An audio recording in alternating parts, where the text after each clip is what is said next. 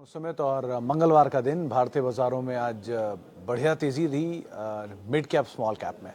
Record स्तरों पर जाकर मिड कैप इंडेक्स बंद हुए। स्मॉल कैप इंडेक्स में आज बढ़िया तेजी थी। कैश मार्केट के शेयरों में खरीदारी थी। करीब 2300 शेयर ऐसे जो कि एडवांसेस में बढ़त के साथ आपको कामकाज करते हुए दिखाई पड़ेंगे। 1700 शेयरों में बिकवाली थी। सेंसेक्स और निफ्टी मोर लेस फ्लैट बंद हुए। हालांकि तेजी थी फर्स्ट हाफ में, लेकिन सेकंड हाफ तक आते थोड़ा फिजल आउट होकर फ्लैट टोन पे बंद हुए। लेकिन जो मिड कैप स्मॉल कैप की तेजी थी वो बरकरार थी और वो लास्ट आवर तक भी एक्सटेंड हुई और इनफैक्ट दिन के ऊपरी स्तरों पर जाकर मिड कैप और स्मॉल कैप दोनों इंडिसेस बंद हुए।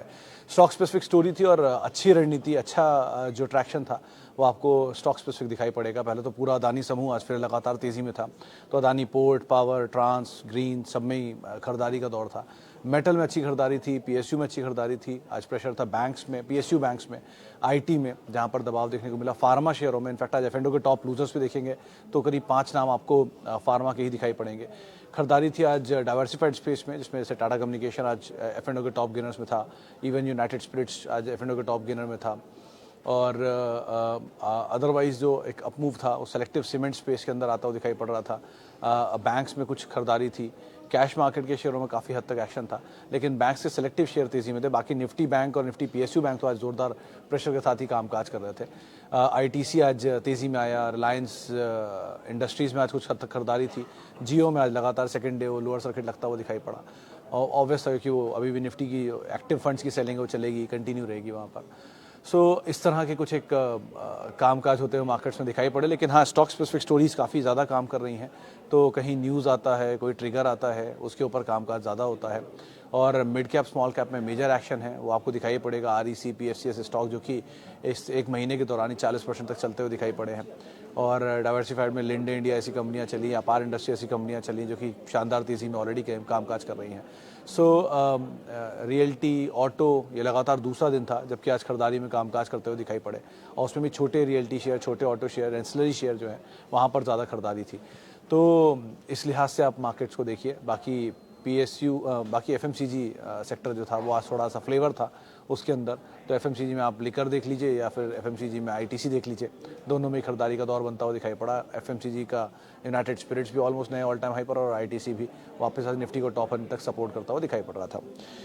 चलिए सवाल जवाब का सिलसिला शुरू कर लेते हैं और बातचीत कर लेते हैं कुछ सवालों को लेकर जो कि फेसबुक और यूट्यूब दोनों के ऊपर आए हैं। तो पहला सवाल तो मैं ले लेता हूँ यूट्यूब के ज़रिए, जो नहीं फेसबुक के ज़रिए जो मेरे पास आए हैं। Okay, share holders requested for higher dividend pay out and for corporate action as per price is below IPO cut off at LIC AGM. Sir ये ऑब्वियस है क्योंकि आप ऐसे समझो कि एलआईसी के केस में एलआईसी 3 तरह के शेयर होल्डर्स को अलॉट हुआ था। पहला जो रेगुलर शेयर होल्डर थे, दूसरा जो पॉलिसी होल्डर थे और तीसरा जो एम्प्लॉयज़ कोटा भी देख रहे थे। तो 3 डिस्काउंट जिनके साथ कुछ लोग साथ लागू हो रहे थे। तो policy holders plus share holder individual discount plus quota वाले, तो उनकी कॉस्ट तो कम है, लेकिन जो रेगुलर शेयर होल्डर है उनकी कॉस्ट काफ़ी ज़्यादा है। सो एक्चुअल में तो क्या पे आउट होने चाहिए थे बड़े, लेकिन क्योंकि एलआईसी का जो पे इन है वो आता है कंपनियों के प्रॉफिट्स से या इन्वेस्टमेंट उसकी चर्निंग से, तो उसको अगर वो शेयर होल्डर डिविडेंड में बांटेगी तो पॉलिसी होल्डर नाराज़ हो जाएंगे, अगर पॉलिसी होल्डर में बांटेगी तो डिविडेंड होल्डर नाराज़ हो रहे हैं। सो ये एक डायलेमा रहता है इंश्योरेंस कंपनी के साथ, जो इसलिए शायद नहीं आ रहा उनको डिविडेंड, लेकिन डिविडेंड आना चाहिए। बट लेट्स सी कैसे काम होता है। आज वैसे इंश्योरेंस में स्टीम था और एलआईसी भी चल ही रहा था, तो वो लग ही रहा था कि एलआईसी में मूव आना चाहिए, अप आना चाहिए, कि बहुत समय से कंसोलिडेट कर रहा है। तो उसकी बात हुई भी थी 1-2 दिन पहले। तो आप हो सकता है मूव या कंटिन्यू रहे, खोने के लिए बहुत कुछ है नहीं, तो आराम से बने रहो, ज़्यादा बेटर है इसमें तो at least. Tata power and Vedanta, Deepak ji Tata power तो बने रहो 1, क्योंकि बड़ा बिकवाली के बाद कंसोलिडेशन के बाद थोड़ा थोड़ा चलना शुरू हुआ, लेकिन और न्यूज़ फ्लोज भी अच्छे हैं इनके ग्रीन एनर्जी को लेकर। नंबर भी इस क्वार्टर के काफ़ी अच्छे थे। 200 करोड़ का एक एडजस्टमेंट था, लेकिन उसको एडजस्ट भी कर दोगे तो भी ऑपरेटिंग फ्रंट पे नंबर अच्छे थे। अब आती बात वेदांता की, तो देखिए वेदांता एक केस में जो गोल्डन टाइम था वो थोड़ा बीत चुका है अभी के लिए, क्योंकि गोल्डन टाइम कब था, जब highest realisation in iron ore, aluminium, zinc, silver इनमें देख रहे थे। इधर हिंडाल्को के थ्रू, हिंदुस्तान जिंक के थ्रू, या बाल्को के थ्रू, या वेदांता स्टैंड लोन में। क्रूड इनके अंडर में आता है वो केन के थ्रू। तो ये सब रियलाइजेशन अच्छे थे, तो कैश फ्लो बढ़िया आ रहे थे, कैश फ्लो बढ़िया आ रहे थे तो dividend pay of Hindustan zinc अच्छा कर रहा था, वो अच्छा कर रहा था तो वेदांता को मिल रहा था, वेदांता को मिल रहा था तो वेदांता पीएलसी में जा रहा था। तो विद टाइम ये चेंज चल रही थी और अब हिंदुस्तान जिंक का कैश फ्लो खत्म हुआ है या कम पड़ गया है, तो अब हिंदुस्तान जिंक का कैश फ्लो टूटा तो वेदांता का कैश फ्लो टूटा, वेदांता का कैश फ्लो टूटा तो पीएलसी को भी कैश फ्लो टूटा। फिर उन्होंने स्टेक सेल शुरू किया, जो भी एक स्टेक सेल हुआ है ब्लॉक की वजह से, 6% स्टेक जो बिका है, 4% स्टेक जो बिका है। सो अभी के लिए तो ये हैंगओवर है इसमें। सो थोड़े टाइम के लिए तो एटलीस्ट आप अभी अवॉइड करो जब तक मेटल साइकिल दोबारा रिवाइव नहीं करती। आपको प्ले करना है तो आप बढ़िया प्ले कर सकते हो हिंदुस्तान जिंक के थ्रू, क्योंकि पहला पे आउट उसी में ज़्यादा बढ़िया डिविडेंड का आएगा जो हिंदुस्तान जिंक का वेदांता में जाएगा। तो इन केस अगर आप डिविडेंड स्टोरी को प्ले करना चाह रहे हो तो हिंदुस्तान जिंक की बेटर डिविडेंड स्टोरी बनेगी वेदांता के कंपैरिजन में। मतलब दोनों भी ले सकते हो, वो आपकी चॉइस है, अगर लेकिन सिर्फ डिविडेंड स्टोरी प्ले करनी है तो। और दूसरा, आप बैड टाइम में नीचे एक्यूमुलेट करना चाह रहे हो बेहतर ईल्ड के लिए, तो एक बार को अच्छा चॉइस बन सकता है कि आप, हाँ चलो शेयर नीचे आ गया, डिविडेंड ईल्ड बेटर हो जाएगी गोइंग फॉरवर्ड, तो बेटर ईल्ड की पॉसिबिलिटी हिंदुस्तान जिंक में पहले बढ़ेगी, फिर वेदांता में बढ़ेगी। तो उस चीज़ को आप ध्यान रखकर वहाँ पर अपनी पॉसिबिलिटीज़ ढूंढ सकते हो, लेकिन सेलेक्टिव होना, और ये थोड़ा समय ले लेगा कंपेरेटिवली दूसरे वाले विकल्प के। क्लीन साइंस में 56% प्रॉफिट है, स्विच करके जुबिलेंट फूड में जा सकते हैं, जुबिलेंट फूड 14% लॉस में है। पांडे जी कर सकते हो, बट एक ही चीज़ करना कि 50% प्रॉफिट है तो रफली आप ये मान लो कि आपकी हाफ पोजीशन फ्री हो गई है। तो अगर आपने 100 शेयर लिए हैं तो 50 शेयर आपके फ्री हो गए हैं। तो मोटा मोटा जो समझ में मुझे आ रहा है, तो आप ये कर सकते हो कि 50 शेयर से निकल जाओ, 50 शेयर छोड़ दो, तो आपकी कॉस्ट के शेयर तो निकल गए और आपके फ्री के शेयर रह गए। तो जो कॉस्ट के शेयर से निकले हो उसका हाफ हिस्सा आप जुबिलेंट फूड में डाल सकते हो, ताकि बचे हुए हाफ के साथ आप कैश में रहो भी। और विद टाइम क्लीन साइंस अगर बढ़ता रहेगा तो वहाँ भी आपको दुख नहीं होगा, और विद टाइम अगर और नीचे जुबिलेंट फूड मिलेगा तो आपके पास और कैपिटल रहेगी फर्दर इन्वेस्ट करने को लेकर। तो विकल्प खराब नहीं है जुबिलेंट फूड, बट दोनों तरह की पॉसिबिलिटीज़ होती हैं तो उसका भी ध्यान रखना पड़ता है। इसीलिए आप क्लीन साइंस और जुबिलेंट फूड में इस तरह की पॉसिबिलिटी तलाश कर लो तो आपको ज़्यादा दुख तकलीफ शायद ना हो। तो ये तरीका एक बार को आप ऑप्ट कर सकते हो।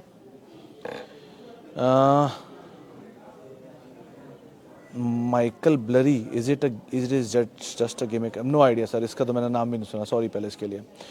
View on Varun Beverages and Poonawalla Fincorp. Indranil ji, दोनों के दोनों सुपर्ब चले हुए शेयर है, सुपर्ब, मतलब छोटा मोटा नहीं, एक ड्रीम रन दिखा चुके हैं। चाहे इधर दिस हो, वरुण बेवरेजेस हो, या फिर पूनावाला फिनकॉर्प हो। पूनावाला में टर्न अराउंड स्टोरी थी मैग्मा फिनकॉर्प के खरीदने के बाद, तो चली तो बहुत तेज़ है। एंड लाइकवाइज ये वरुण बेवरेजेस भी बहुत ज़ोरदार चला है। तो पहली चीज़ तो चाल बहुत तेज़ रही है, तो वो एक स्टांस पहले ही क्लियर कर देता है कि सुपर तेज़ चले हुए शेयर सुपर रेस्ट में जाते हैं। अब वो सुपर रेस्ट यहाँ है या 1 साल बाद है या 6 महीने बाद है मुझे नहीं पता, लेकिन रेस्ट आएगा ज़रूर, जो जुबलैंड में हो रहा है अभी। तो इस तरह की सिचुएशंस हैं, अगर आप एंटर कर गए हो तो होल्ड करो, अगर आप टाइम दे सकते हो तो, प्रॉफिट में नहीं हो तो। बाकी अगर आपको प्रॉफिट मिल रहा है तो कॉस्ट निकाल लो, सबसे बढ़िया चीज़ यही होती है। अब आगे की सिचुएशन में देखिए, दोनों कंपनियों का प्रोस्पेक्ट तो अच्छा है, उसके केस में तो ग्रोथ स्टोरी अच्छी है और उनका प्रमोटर वैसे भी बहुत ही बढ़िया है। इसका वरुण बेवरेजेस का, उनकी स्टोरी में तो पहले ही क्लियर है ये चीज़। सो तेज़ी तो ज़्यादा बेटर की प्रॉस्पेक्ट मुझे अभी भी पूनावाला फिनकॉर्प के लग रहे हैं, क्योंकि उसमें मैनेजमेंट चेंज हुआ है और मैनेजमेंट बहुत स्ट्रॉन्ग आया है। उन्होंने केकी मिस्त्री को बोर्ड पे लिया हुआ है, जो कि अपने आप में एक आइकन है। सो वहाँ की सिचुएशन मुझे ज़्यादा स्टेबल एंड बेटर दिख रही है। तो आप एक बार को चाहो, और पीछे बैकिंग बहुत स्ट्रॉन्ग है, पूनावाला ग्रुप बहुत ही बड़ा ग्रुप है, सीरम ग्रुप, एवरीबडी नोज कि दुनिया में किस तरह से दवाओं का आधा हिस्सा उनके पास से ही जाता है। सो बेटर प्रोस्पेक्ट तो वहीं पर ही है पूनावाला में। लेकिन ठीक है, आप बस इस चीज़ का ध्यान रखना है, कॉशियसली ऑप्टिमिस्टिक स्टांस रखिएगा। कॉशियस इसलिए कि बहुत ज़्यादा चले नहीं, बहुत ज़्यादा चले, तो वो फंसने की प्रोबेबिलिटी आपकी हमेशा रहेगी। तो उसको आधार मानकर आप कॉल लेना। यहाँ पर कोई भी झटका आए, नीचे के बड़े डिप दिखे, तो आपके लिए पॉसिबिलिटी है, थोड़ा कंसोलिडेशन में भी जा सकता है। सो अकॉर्डिंगली आप कैच लेना। अब जैसे कंसोलिडेशन में सीजी पावर दिया हुआ है, बहुत टाइम से वहीं पर ही है, फिर ब्रेकआउट आया है, तो ये ब्रेकआउट इसको पता नहीं कहाँ तक लेके जाएगा। सो ये कंसोलिडेशन पूनावाला में एक बार को फिर भी मिलेगा, क्योंकि पहले वो टर्न अराउंड पे चला है, फिर यहाँ के नंबर्स पे चलेगा। सो उसको देख कर ही आप कॉल लेना। Okay, Sumit sir, Geo Financial Services on circuit daily. There is no buyer. How can index funds sell their holding in it? Will it be a core portfolio stock? Anil ji देखिए, अगर आपके पास रिलायंस था तो आपको ये ऑलरेडी मिल गया है, तो आपके कोर पोर्टफोलियो का हिस्सा वैसे ही बन गया है। 1 2, क्यों इंडेक्स के फंड नहीं बेच सकते? एक फंड है, सिर्फ XYZ फंड है जो कि निफ्टी 50 कंपनियों में ही इन्वेस्ट करता है, तो वो रिलायंस का इन्वेस्टर था। रिलायंस का इन्वेस्टर होने की वजह से ऑटोमेटिकली रिलायंस जियो के शेयर मिल गए, लेकिन उसके आर्टिकल ऑफ एसोसिएशन में साफ लिखा हुआ है या मेमोरेंडम में साफ लिखा हुआ है कि वो निफ्टी 50 में ही इन्वेस्ट करेगा, तो अब वो इस फंड में, इस स्टॉक में निवेश नहीं कर सकता, भले उसे फ्री में मिल गया है, तो होल्ड भी नहीं कर सकता, उसे बेचना ही पड़ेगा, क्योंकि रूल ये कहता है कि 50 की कंपनियों में ही रहेगा। तो जितने इंडेक्स बेस्ड फंड हैं उन्हें अपनी होल्डिंग हर हाल में बेचनी ही पड़ेगी, तो वो इंडेक्स बेस्ड फंड अपनी होल्डिंग को बेच ही रहे हैं। तो रूल ये कहता है कि पहले 3 दिन अगर लोअर सर्किट लगा तो वो और एक्सटेंड करके उसे निफ्टी में रखेंगे अगले 3 दिनों के लिए।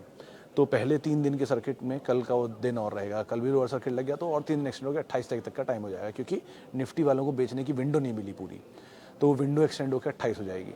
उसी 28 तक AGM भी है रिलायंस जियो की, तो और उसमें कोई प्रोमिनेंट ऐलान आ गए तो वो बात अलग काम करेगी इसके लिए। एक भाव जहाँ ये स्टेबल होना चाहिए वो कहीं 190, 200, 210 या मैक्सिमम 180, 190, 200 इस रेंज में कहीं होना चाहिए, क्योंकि 160 प्रमोटर कॉस्ट है। उसके आसपास कहीं भी आपको मिल जाए तो आप आराम से एक्यूमुलेट कर सकते हो। 1, 2, अब कोर पोर्टफोलियो स्टॉक कोई भी, चाहे वो रिलायंस हो या फिर रिलायंस जियो, इन्फोकॉम हो या जो भी हो, XYZ हो, वो तभी बनता है जब उसके नंबर स्टेबल हो और नंबर ग्रोइंग हो each year by year, barring few, year by year वो स्टेबिलिटी से अपने नंबर बढ़ा रहा है, तो वो पोर्टफोलियो स्टॉक बनने लायक है। भले वो कोई भी, उसका नाम कुछ भी हो सकता है, वो यस बैंक भी हो सकता है, अगर उसके नंबर ईयर बाय ईयर बढ़ रहे हैं और उसकी इक्विटी उसे सर्व कर पा रही है। इक्विटी सर्व मतलब होता है कि 100 रुपया कमा रही है और 100 ही शेयर होल्डर है तो 1 रुपया EPS बैठेगी ना। लेकिन अगर 100 रुपये का शेयर हो और 10 रुपये की EPS हो, तो 10 रुपये का 10 करोड़ शेयर होल्डर हो या 10 शेयर होल्डर हो तो वो अपने आप ही 10 हो जाएगा EPS। तो EPS सर्व कर पा रही है, इक्विटी शेयर होल्डर इतने सारे नहीं है कि उसके पूरे प्रॉफिट को खाए जा रहे हैं, तो वो आराम से चलने लायक है। इस तरह अगर प्रॉफिटेबिलिटी मिलती है तो वो जियो हो, जियो फाइनेंशियल हो, जो भी कंपनी हो, आप उसमें बने रहो।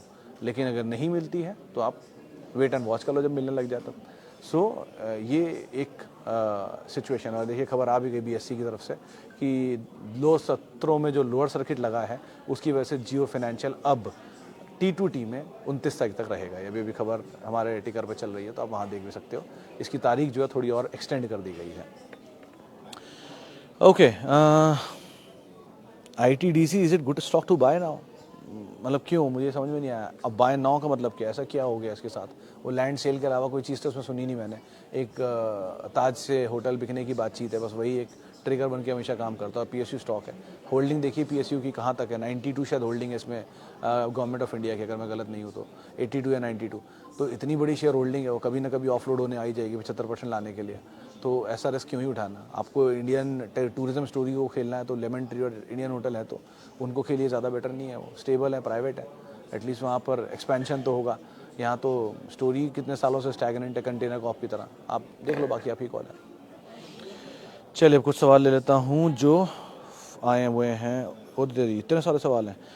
हाँ, यूट्यूब मदरसन वायर और कैम्प्स पर आपका क्या व्यू है? IM वायर में बाइंग कर सकते हैं? बालू जी देखिए, दोनों में इनफैक्ट मदरसन तो इस ड्रीम रन में ही है ऑलरेडी। बट एक बहुत इंटरेस्टिंग चीज़ स्टॉक के साथ मैंने ऑब्जर्व की है कि ये इकलौती मदरसन कंपनी है जहाँ पे हर स्प्लिट बोनस, हर एडजस्टमेंट के बाद ये स्टॉक अपनी उस इक्विटी को सर्व कर जाता है। इसलिए इतने सालों तक इक्विटी ही बढ़ती जा रही है और निवेशकों को पैसा ही बन रहा है। आपके पास है, आप बने रहो। और नए लेना चाहते हो तो फॉल्स में लेना। 1, 2 एंसिलरी कंपनी जाइंट है और बहुत अच्छी company, well manage by mister Sehgal है। कैम्प्स के केस में इक्विटी छोटी है और ग्रोथ स्टोरी भी अच्छी है, समय ले सकता है चलने में, लेकिन वो भी कंपनी गुड टू गो है, गुड टू होल्ड है, लेकिन टाइम लेगा, उसको आप ध्यान रखना। दोनों ही कंपनी वैसे टाइम लेंगी, इसमें मदरसन भी बहुत टाइम ले सकती है कभी कभी। तो guidance from your kind and long term SIP में stocks as she don't have patience. आपकी वाइफ और उसमें पेशेंस नहीं है। अच्छा, तो गौरव सर, पहली चीज़, अगर शॉर्ट टर्म SIP के लिए आप जाना चाहते हो सर, शॉर्ट टर्म SIP नहीं होता। आप जर्नी हमेशा लॉन्ग के लिए ही शुरू करो। शॉर्ट में पैसा बनने लग जाए तो थोड़ा थोड़ा निकालते रहो, ये कर सकते हो। आपको अगर ऐसा लगता है कि नहीं, आपने अपने पास एक लॉन्ग टर्म का अच्छा पोर्टफोलियो बना लिया है, से फॉर एग्जाम्पल आप रिलायंस ले रहे हो, एशियन पेंट ले रहे हो, पीडीलाइट ले रहे हो, या TCS ले रहे हो, इन्फोसिस ले रहे हो, यूनाइटेड स्पिरिट्स ले रहे हो, ये सब वो लीडर हैं, इनके नाम मैं आमतौर पर लेता हूँ। अगर आप ये सब ले रहे हो और आपका लॉन्ग टर्म पोर्टफोलियो ऑलरेडी बन रहा है इनसे, तो आप ये कर सकते हो कि इनके सेकंड बेस्ट जो कंपनियां हैं उनको आप अपनी वाइफ के पोर्टफोलियो में दिला दो, ताकि उनका एक मीडियम टर्म पोर्टफोलियो बनना शुरू हो जाए साइमल्टेनियसली। तो अब वहाँ पर आती है पीडीलाइट, वहाँ आती है रेडिको खैतान, वहाँ आता है यूनाइटेड ब्रेवरीज, वहाँ आता है इंडिगो, वहाँ आते हैं इंडिगो पेंट नहीं, इंडिगो बर्जर पेंट्स, कंसाइन एरोलैक, वहाँ आता है रिलैक्सो, इवन रिलैक्सो नहीं भी आप लेना चाहो चलो बाटा ही ले लो। अगर डीवीस आप ले चुके हो अपने पोर्टफोलियो में, अपोलो हॉस्पिटल ला चुके हो अपने पोर्टफोलियो, उनके में ले लो आप, एचसीजी ले सकते हो, मेदांता ले सकते हो। तो इस तरह की जो क्वालिटी कंपनीज़ हैं जिनके बिजनेस बोल ही रहे हैं कि क्वालिटी, इवन डी मार्ट, तो इस तरह की कंपनियों को आप अपने वाइफ के पोर्टफोलियो में शामिल कर सकते हो for a longer duration of time. आपकी जितनी लॉन्गर ड्यूरेशन नहीं होगी, लेकिन कम लॉन्गर ड्यूरेशन ऑफ टाइम के लिए आप उन्हें होल्ड कर सकते हो। कुछ फैंसी बिजनेस भी बीच बीच में उठेंगे, जैसे वो लिंडे इंडिया चल गया, जैसे अपार इंडस्ट्री चल गया। इनके बारे में सही सही समय पर जब लगेगा वैल्यू अच्छी है, जैसे अदानी ट्रांस बोलता था मैं कुछ दिन पहले से कि ले लीजिए, मुझे लग रहा है चलेगा, अदानी ट्रांस चलेगा, चल गया अदानी ट्रांस। और कितना चलना है आपको, लीजिए 800 रुपये का अदानी ट्रांस 950 रुपये हो गया, तो 150 रुपये चल गया। अभी भी लेना चाहो ले लो, कोई दिक्कत नहीं। अदानी ट्रांस ले सकते हो, अदानी पावर ले सकते हो, इनके बीटा नंबर्स बोल रहे थे चलना, इनको आप देख सकते हो। जुबिलेंट इंग्रेविया देख सकते हो। सो ऐसी कंपनियों को देख देख के आप थोड़ा थोड़ा बीच में मोमेंटम मिलता रहेगा, इनको लेते रहो कुछ कुछ टाइम के लिए, प्रॉफिट बने ऊपर बेच दो, कॉस्ट निकाल लो, फ्री के शेयर छोड़ दो, ऐसे करके चलाते रहो। विद टाइम में आई पोर्टफोलियो बन जाएगा दोनों तरह का। ओके, आगे बढ़ते हैं। और thank you Uttam ji. Bharat Forge, Gland and Piramal, sir दोनों में सबसे बेटर तो ग्लैंड फार्मा है सो फार, रिस्क रिवॉर्ड के हिसाब से ऑलरेडी करेक्टेड है। 880 का एक स्टॉप लेके आप बने रहो उसके अंदर। Bharat Forge is again on new all time high, hold कर सकते हो। It's one of the largest auto ancillary company और यूके में पिकअप है, और अगर मदरसन चल रहा है तो भारत फोर्ज चलेगा, वो दोनों फॉलो अप करते हैं एक दूसरे को। एंड अगेन एंसिलरी है, डिफेंस की बड़ी प्लेयर है, तो they are good to go, ये भी होल्ड करने लायक कंपनी है। थर्ड इज दिस पिरामल, इसको लेकर मैं भी डाउटफुल हूँ कि इन्होंने कुछ कारोबार बेचे हैं, डीमर्ज हुए हैं, और डीमर्ज के बाद नए नंबर आए थे, वो समझ में आए नहीं थे नंबर्स कैसे हैं इनके, क्योंकि वो वाई में कंपेरेबल ही नहीं थे। तो इसको लेकर मैं थोड़ा स्केप्टिकल हूँ। यहाँ पर अगर आप जाना चाहते हो एनबीएफसी लेने के लिए, तो जियो फाइनेंशियल रेप्लिका ही हो गया दोनों एक तरह का, तो उसको आप नीचे कहीं मिल जाए तो आप नीचे, यहाँ नहीं, अभी सर्किट लग रहा है, लगने दीजिए नीचे, तब आप देखिएगा। लेकिन बाकी दो के लिए तो सिस्टम मेरा क्लियर लग रहा है मुझे। प्राज इंडस्ट्री अच्छी स्टॉक है, होल्ड करने लायक है। आमतौर पे तो 430 के आसपास तक जाके थक जाता था, 400 रुपये, 380 400 रुपये की रेंज में। अब की बारी होल्ड है, तो देखिए वो शुगर स्टोरी पे ही अगर चला तो फिर रुक जाएगा, लेकिन अगर इंजीनियरिंग स्टोरी पे चल गया तो चल जाना चाहिए। तो ठीक कंपनी है। बाकी एक और कंपनी है सरस्वती शुगर, उसका नाम है बोलो IS जैक, उसको आप देख सकते हो, छोटी कुटी का स्टॉक है, प्राज का ही पीयर है वो भी एक अच्छी कंपनी है। शुगर के अलावा भी इंजीनियरिंग के बिजनेस में, अगर आप इस सेक्टर में कुछ देख रहे हो तो। लेकिन शुगर ऑलवेज मीन्स EID पैरी या tube investment, not in sugar but otherwise इनको आप तो मस्ट होल्ड है, तो कोई दिक्कत नहीं इनमें। बुक वैल्यू किस सेक्टर में देखना चाहिए, सर बैंक्स में। आदित्य जी, जहाँ जहाँ पर असेट वैल्यू ज़्यादा हो ना, वहाँ पे बुक वैल्यू ज़्यादा काम आती है। जितने PSUs हैं, बैंक्स हैं, इनके केस में सही पैरामीटर होता है बुक वैल्यू। प्राइवेट में इतना काम नहीं करते, उनके पास एसेट लाइट मॉडल होता है ना बहुतों का, इसलिए भी। चले फिलहाल अब इतने सवालों को शामिल करूँगा। माफ़ी उन सभी लोगों से जिनसे बातचीत नहीं हो पाई, और बहुत बहुत शुक्रिया उन सभी लोगों का जिन्होंने सवाल पूछा। आपसे मुलाकात होगी कल बुधवार के दिन, और आप मेरे साथ जुड़ सकते हो @सुमित रिसर्च मेरा ट्विटर हैंडल है, सोशल मीडिया हैंडल है सारे, इंस्टाग्राम, यूट्यूब, एवरीथिंग। और किसी भी निवेश से पहले आप अपने वित्तीय सलाहकार की राय ज़रूर ले लें, और अगर आप सवाल पूछना चाहते हैं तो CNBC आवाज़ का यूट्यूब और फेसबुक पेज पे आप हमेशा सवाल पूछ सकते हैं 3:30 बजे के बाद। नमस्कार।